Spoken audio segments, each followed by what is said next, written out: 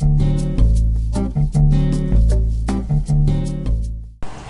everybody, it's Totvus from New Edibox, and welcome guys to your 16th HTML5 video tutorial. Now guys, for those of you who follow my tutorials, you know that I'm introducing you gradually to tags in HTML5 and how they are used and what they are dedicated for. Okay guys, so during this tutorial I want to introduce to you a couple of neat tags that are used in everyday website building techniques and practices, and those tags are code tag, call tag, call group, and if we make it with the time there will be a data list tag. So guys, let's go ahead and start with the code tag. Now guys, what the code tag stands for, that code tag in fact is the group of tags that you can use to change the variation of your text. And by variation and formatting of the text, I mean that you can change the visual, the way how your text is printed on your screen. So guys, let's go ahead and run through a few of the formatting tags. And one of the first ones that I'm entering, guys, is the tag for emphasized text. Now the next one, guys, is the so-called variable text that has an effect of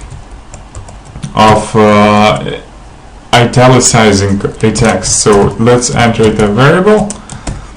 Now next guys, code that we could use is we could enter in fact the code as well, and that tag is code itself, and it will be displayed on the screen as if it would be a computer code. So let's enter computer code. Then one more tag, guys, that I would like to introduce to you is the keyboard tag, and the keyboard tag stands for KBD, abbreviation for keyboard tag. Now let's put the closing tag. Okay, so it would be a keyboard input. One more thing, guys, that I would like to introduce to you is the strong text. And by strong I mean that it will be basically bolded on your screen. So let's put it this way. This is strong text. I'll put it in brackets because it's strong doesn't give too much of information. Okay guys, now one more thing is ABCD definition text, and that would be DFN, right? Let's paste it in, and definition term, and one of the last ones, guys, that I'm just looking if I haven't missed anything. Yeah, by the way, we can still include the sample text, the sample tag I mean, and sample tag is built the same way with the same structure as other parts of the text. Output from computer program. Okay guys, so let's go ahead and run this bit of a code on our screen and see what we get as a result. Oops. Now, so for you to see it a little bit, to have a little bit better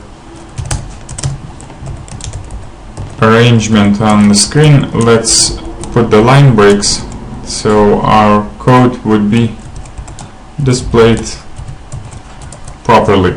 Okay, let's refresh. There we go, guys. So as you can see, you can use different tags in order to format your text. You can format it as a computer code, emphasize text, definition term, keyboard input, sample output from computer program which prints it in appropriate text, then the bolded text which is strong, or you can use the B tags as well, which I've introduced you before, and a variable if you want to enter a variable. So that's how you would use those few tags, guys, in order to play with the formatting of your text simply.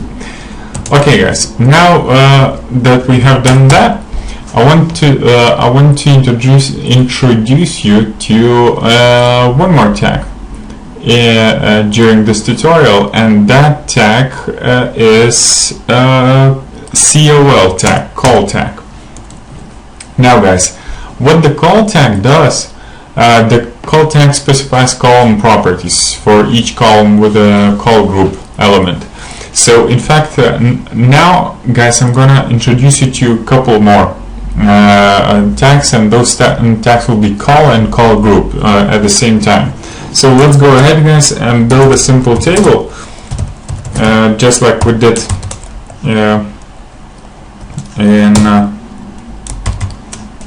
previous tutorial, using only adding a col group tag and a col tag. So note, guys, that col tag can only be used in the col group tag, within the col group tag. Okay, let's put some additional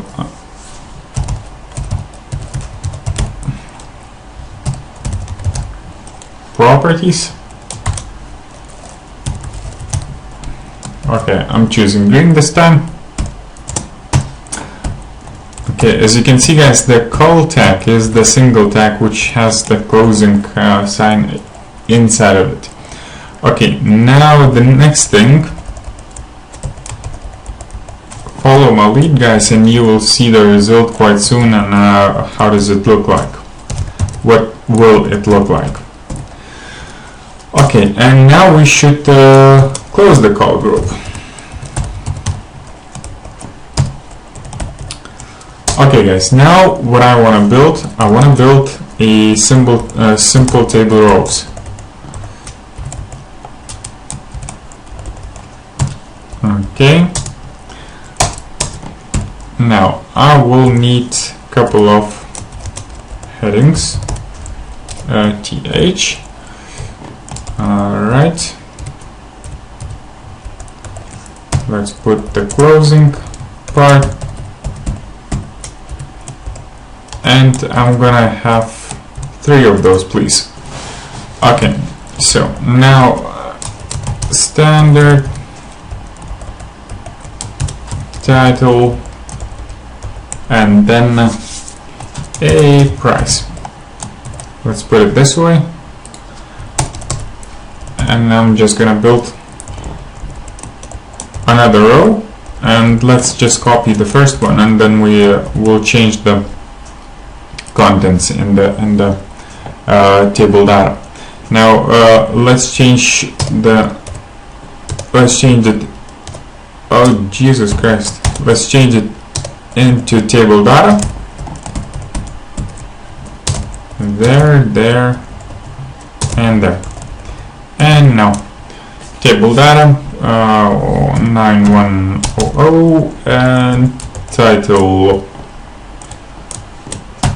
first HTML5, and what's the price for this HTML? Let's put $40 as our rate. Okay, guys, and now of course we have to put the closing tag for table, because since it's a proper table, it should have a closing tag. Okay, guys, so that's about it. Let's go ahead and run this bit of a code and see what we get on our screen.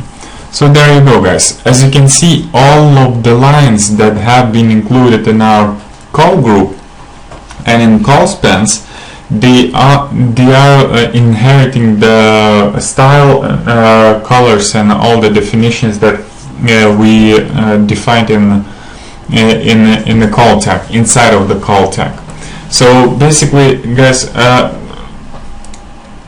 it does specify the column properties for each column within the call group. So I hope you're getting what the call and call group tags are used for practically. And guys, as I can see that I made it already with a little bit longer than 10 minutes, I'm gonna break it down right now, and I'm gonna get back to the rest of the tags that I wanted to cover for you within my next video tutorial.